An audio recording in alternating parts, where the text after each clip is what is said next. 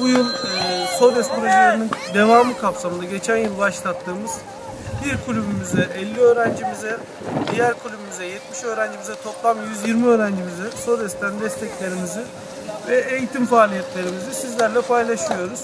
SODES projeleri kapsamında burada 120 öğrencilerimizin kayaklarını, elbiselerini ve eğitimlerini valilik olarak üstlenmiş buluyoruz. Yine aynı şekilde İl Özel İdaresi bünyesinden bu sene İl Genel Meclisimizin çok büyük desteğiyle 400 sporcumuza toplamda kayakları ve elbiselerini, daha çok genç çocuklarımızı ve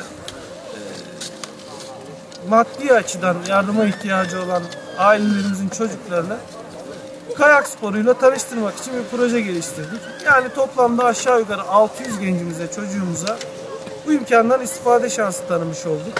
Gördüğünüz gibi eğitimlerimiz devam ediyor. Bu sene yeni başlayan kardeşlerimiz, çocuklarımız oldu.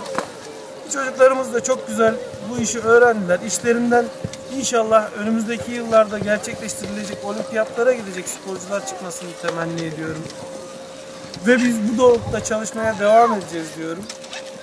Arkadaşlarımızın başarılı olmasını, Bitlis'i, Türkiye'yi hem ülkemiz nezdinde hem dünya nezdinde temsil etmesini beklediğimizi ifade etmek istiyorum. Bu emeklerin hiçbirisi karşılıksız olmayacaktır. Yine bizim burada bir küçük projemiz, Gençlik Spor Bakanlığı'nın finanse ettiği, İl Özel İdaresi kaynaklı Gençlik Spor'un finansmanıyla yürüttüğümüz bir projemizde de büyüklerimize, 30 tane yetişkin sporcumuza gerek temel eğitim, gerek ileri eğitim kursları düzenleniyor. Ayrıca bildiğiniz gibi geçtiğimiz hafta sonu GAP oyunları tertip edildi. GAP oyunlarında da alp disiplininde ikinci, mukavemette de üçüncü olduk. Tabii bu başarının artarak devam etmesini temenni ediyoruz. İnşallah birincilikler gelsin istiyoruz.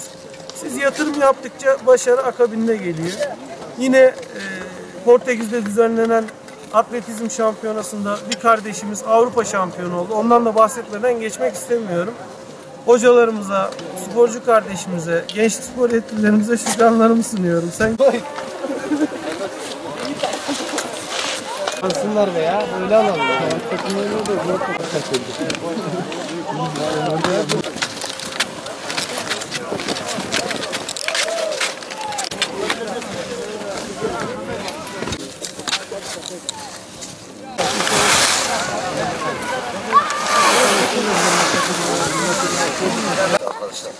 Arkadaşlar bu yıl Gençlik Spor İl Müdürlüğü Amatör Spor Kulübümüz bu yıl ikincisini düzenlediğimiz artık ben de kayak yapıyorum SODES projesinde. Geçen yıl 30 tane kayıtlı sporcu, bu yıl 45 tane kayıtlı sporcu aldık. Toplamda 75 tane sporcu ile 3 tane antrenörle çalışmalarımızı devam ettiriyoruz. Başta valimizin ve destekleriyle daha fazla katkıda bulundular. Projemizin 120 saat bu yıl temel eğitimde 120 saat çalışması var. Karın güzel olması nedeniyle çok güzel bir eğitim verildi.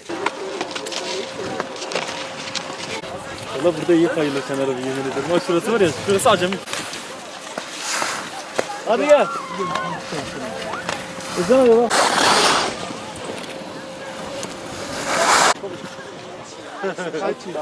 Büyük var, büyük var. Allah.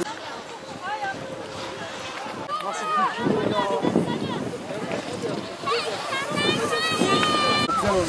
15 gündür ben çocuğum. Niye gelmiyorlar? Abi gruplara ayırıp. Vallahi var ya. Aa, çok güneş var ya. Parlıyor mu?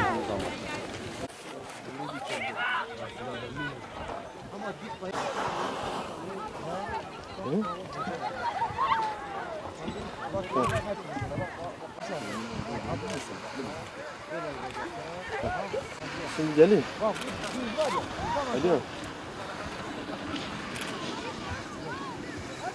Alo. Dedim ki bir saniye bak. Bir saniye.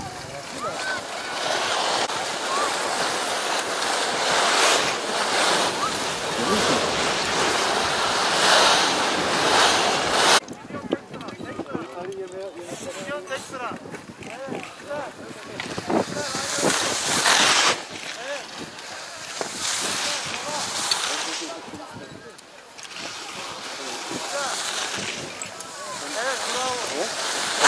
Heh.